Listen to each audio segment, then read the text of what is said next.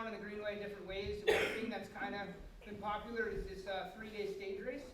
I'll let Tom get into it, but one of the interesting things in the States anyway, like in Canada they're pretty popular, in Europe they're pretty popular, stage races. In the States we don't have a lot of them, and it's really cool that we have them right here, even on our own trail, which is really awesome. So, Tom, take it away.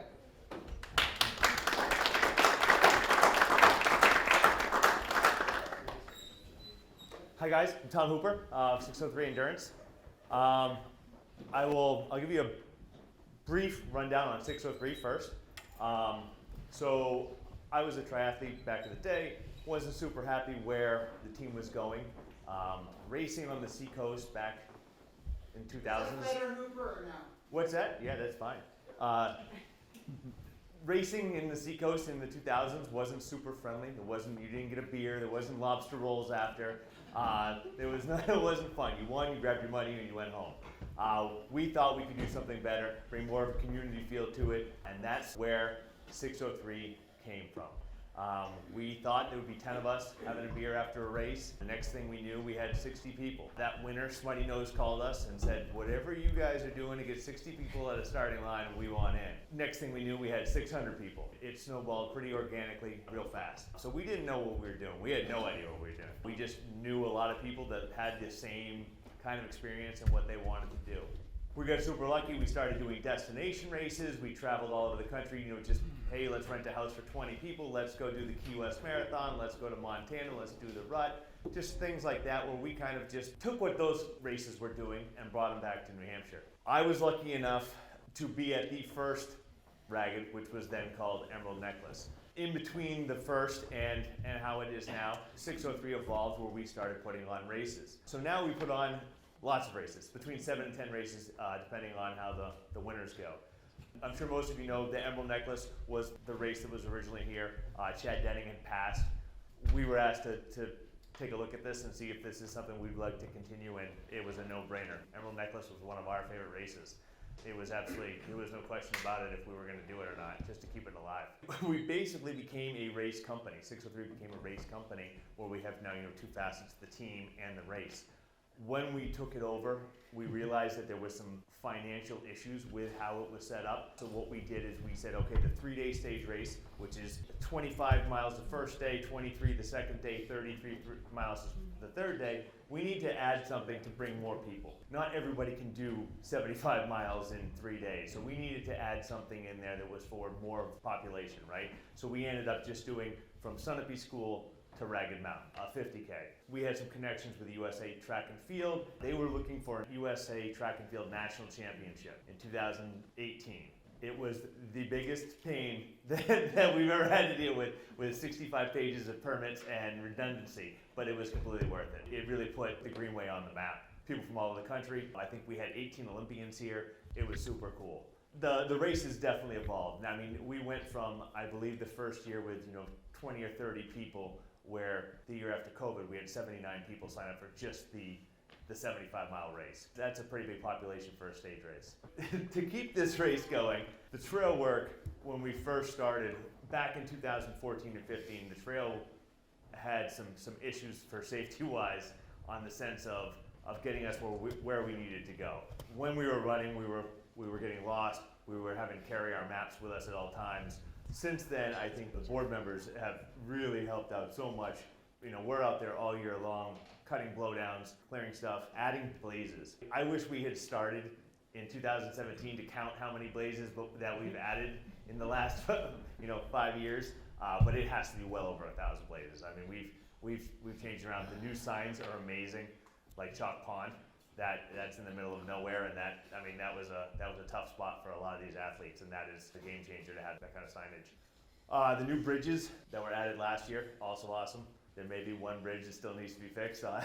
On the agenda. That one off of the highway is a little sketchy, but that's, yeah. And then working with the landowners. I know that is super tough, as I've been doing this now for 12 years.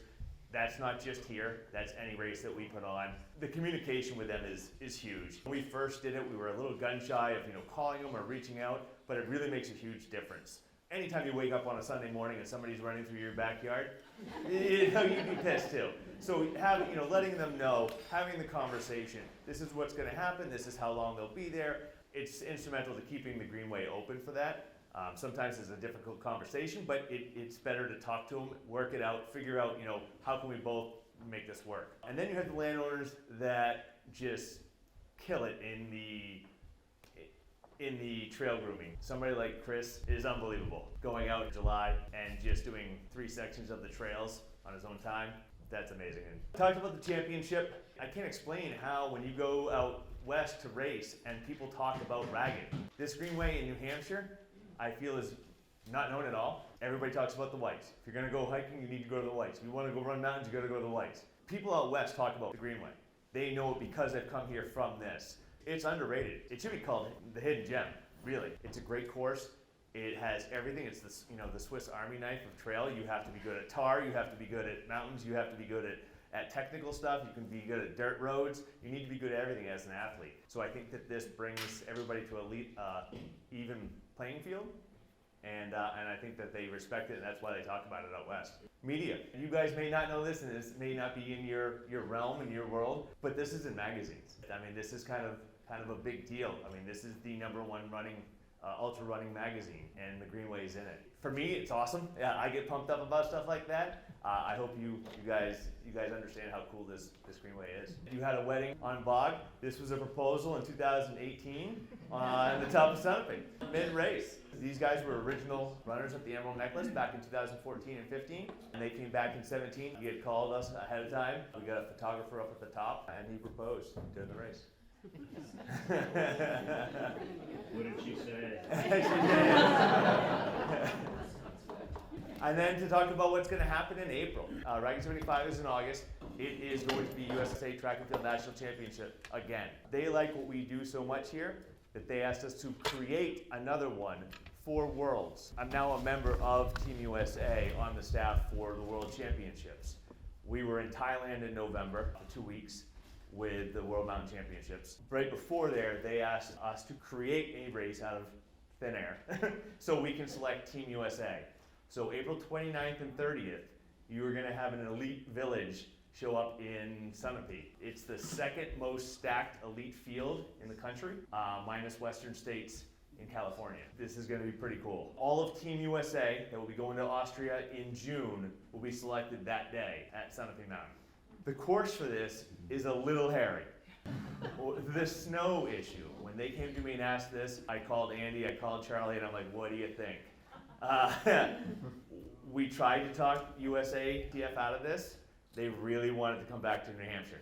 So we are now having a race that's on Sunapee that could or could not have snow. So we have one vertical from bottom to top, and then the second day will mimic just like the Worlds in Austria. It'll be a 2-loop lap, so they're going up, down, and down. And then basically the community. So 603 community. We have pub runs throughout the state. Every week there's 13 different towns that have one. One of them is Sunapee. Most of you guys in this room have a super tight-knit community that runs every Tuesday night. It's a community that is, I don't know how to describe it. It's you're running with your best friends. I mean, if you have a problem, you need to move, they're there for you. If you need to ride to the airport, they're there for you.